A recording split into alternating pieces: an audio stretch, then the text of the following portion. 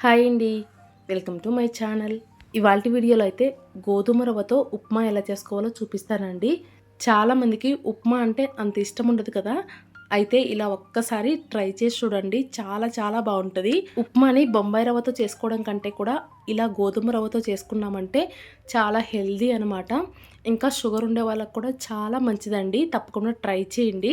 అలాగే ఎవరైనా first time నా ఛానల్ చూస్తూ ఇంకా ఛానల్ని సబ్స్క్రైబ్ చేసుకోకుండా చూస్తున్నట్లయితే ప్లీజ్ ఛానల్ని సబ్స్క్రైబ్ చేసుకొని ఇంకా వీడియోకి ఒక లైక్ ఇచ్చి సపోర్ట్ చేయండి.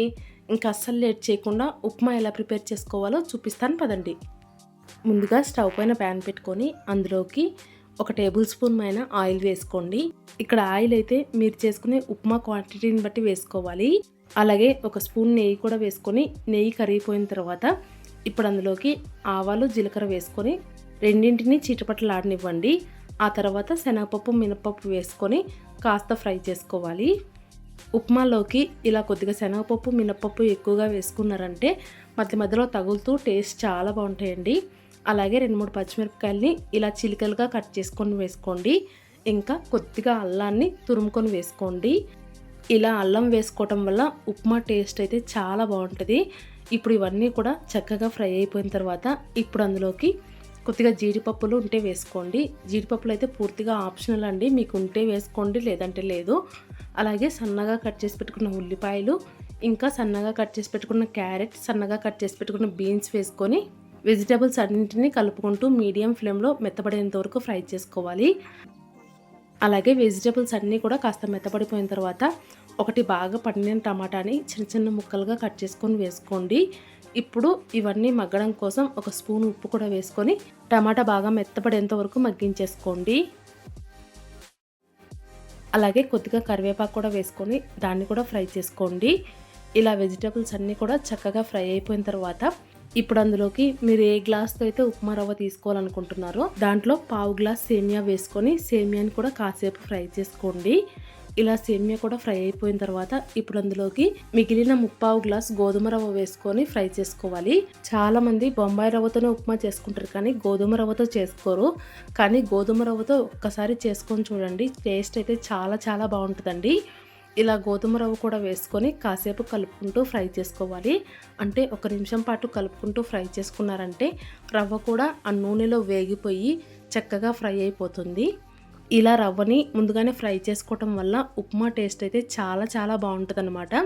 ఇలా రవ్వ కాస్త ఫ్రై అయిపోయిన తర్వాత ఇప్పుడు అందులోకి ఎసరికి వేడి వేడి నీళ్ళు అయితే వేసుకోవాలి.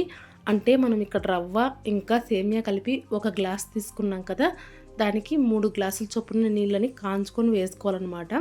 మనం ముందుగా వెజిటబుల్స్ అన్నీ ఫ్రై చేసుకునేటప్పుడే ఇంకొక స్టవ్ పైన పెట్టేసుకొని కాంచిన తర్వాత బాగా వేడివేడిగా ఉండేటప్పుడు వేసుకోండి.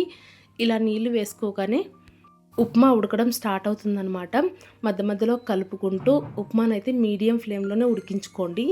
అలాగే ఎసరు వేసుకున్న తర్వాత ఒకసారి ఉప్పు చెక్ చేసుకొని సరిపోకపోతే ఇంకొద్దిగా ఉప్పు వేసి ఎసరు మొత్తం ఒక 80% తగ్గిపోయేంత వరకు ఉడికించుకోవాలి.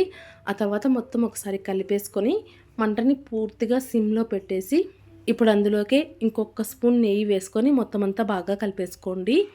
ఇలా పైన నెయ్యి వేసుకోవటం వల్ల ఉప్మా టేస్ట్ అయితే చాలా బాగుంటుందండి. ఇలా మొత్తం అంతా కలిపేసుకున్న తర్వాత ఇంకొక 2 నిమిషాల పాటు సిమ్లో మగ్గించుకున్నారంటే టేస్టీగా గోధుమ రవ్వ ఉప్మా అయితే రెడీ అయిపోతుంది. ప్లెయిన్గా ఉప్మా తినడం కంటే కూడా ఇలా వెజిటబుల్స్ అన్నీ వేసుకొని ఉప్మా చేసుకున్నారంటే చాలా చాలా టేస్టీగా ఉంటుంది. ఇంకా వెజిటబుల్స్ తినడం కూడా చాలా మంచిది. తప్పకుండా ట్రై చేయండి. టిఫిన్తో పాటు మంచిగా వెజిటబుల్స్ కూడా వెళ్ళిపోతాయి.